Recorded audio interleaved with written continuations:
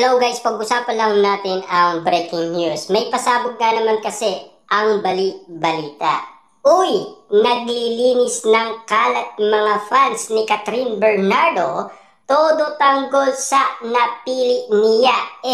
Mas worse yan sa ex niya.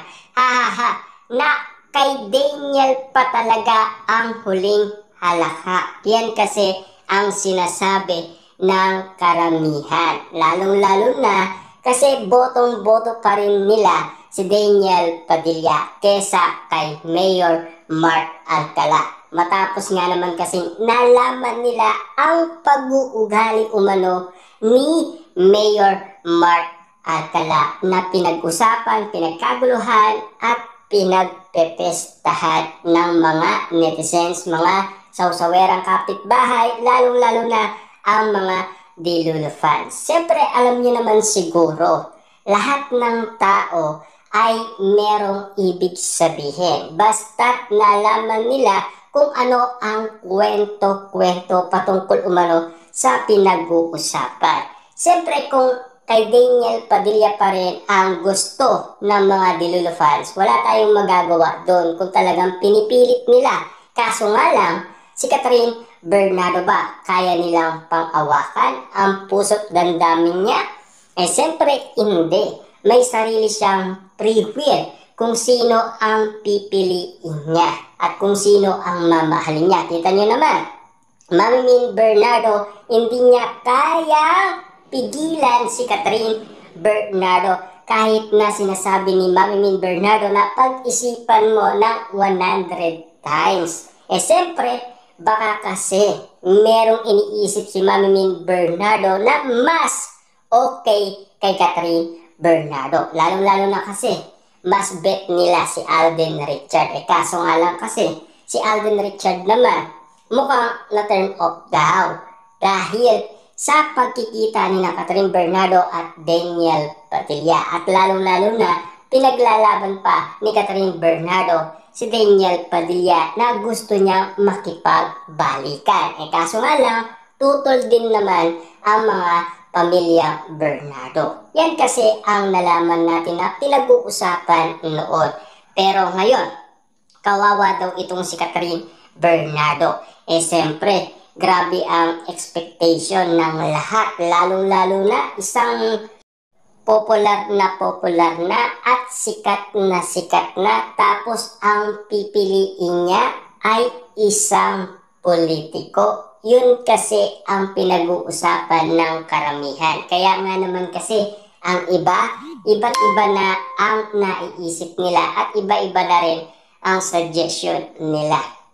Pero wala tayong magagawa doon kung ano man ang nais nilang sabihin. Pero para sa atin, Daniel Padilla pa rin ang boto natin. Kasi si Catherine Bernardo na mismo ang nagpakita ng resibo at ebidensya.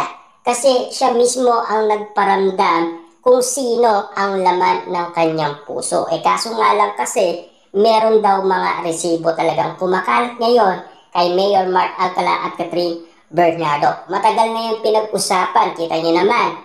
Spotted si Catherine Bernardo ng ilang beses sa BGC. Yan ang kwento-kwento at lalong-lalo na sa IB Clinic sa Quezon City at lalong-lalo na sa isang restaurant daw na Japanese restaurant at pinasara daw ito ni Catherine Bernardo at Mayor Mark Alcala. At lalong-lalo na kinuha pa daw ang mga cellphone ng mga staff ng restaurant para ligtas sila sa issue at intriga. Ibig sabihin, privacy ang gusto ni Catherine Bernardo at Mayor Mark Alcala. Kaso nga lang, may bonggang pasabog nga naman kasi na kumakalat ngayon at trending at viral na larawan at video na talagang ang sinasabi nila si Mayor Mark Alcala spotted na kasama niya si Catherine Bernardo sa airport